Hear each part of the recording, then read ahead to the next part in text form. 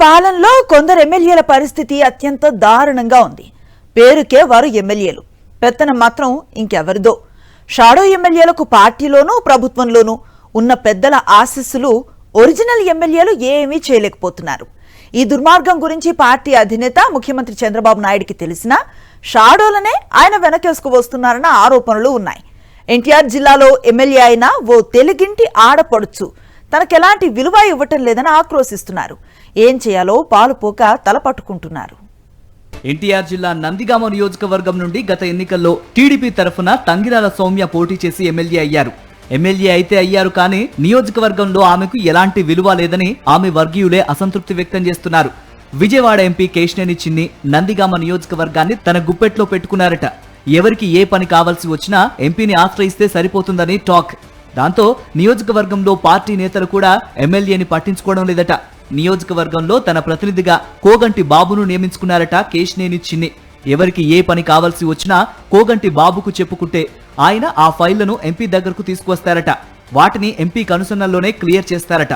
MP అండతో కోగంటి బాబు అనధికార MLA అయిపోయారు. ఆయన షాడో ఎమ్మెల్యేగా వ్యవహరిస్తున్నారని, అన్ని రకాల పైరవీలు అక్రమ దందాలను కూడా ఆయనే చక్కబెడుతున్నారని ఆరోపణలు వెల్లువెత్తుతున్నాయి. చిత్రమేంటంటే తంగిరాల సౌమ్య జాతకం బాగున్నట్లు లేదు. 2014లో జరిగిన ఉప ఎన్నికల్లో తంగిరాల సౌమ్య మొదటిసారి గెలిచి ఎమ్మెల్యే అయ్యారు.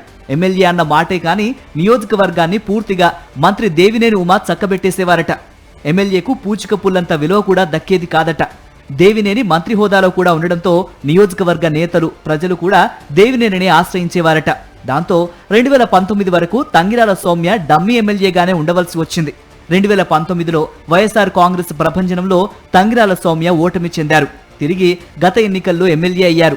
ఎమ్మెల్యేగా గెలిచిన వెంటనే ఈసారైనా తాను నియోజకవర్గంపై తనదైన ముద్ర వేసి తీరాలని సౌమ్య అనుకున్నారట. అనుకోవడమే కాదు, తన సన్నిహితుల వద్ద అదే మాట అన్నారట.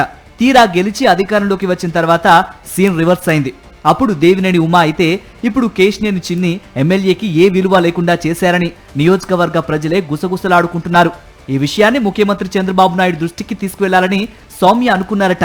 అయితే తనపై పెత్తనం చేస్తున్న వారు చంద్రబాబు నాయుడు సామాజిక వర్గమే కావడంతో చెప్పి వేస్ట్ అని సౌమ్య ఊరుకుండిపోయారని ఆమె వర్గీయులు అంటున్నారు. దళిత ఎమ్మెల్యే కాబట్టే సౌమ్యను రాజకీయంగా ఎదగనీయటం లేదని, అగ్రకుల పెద్దలే పెత్తనం చెలాయిస్తున్నారని దళిత సంఘాల నేతలు ఆరోపిస్తున్నారు.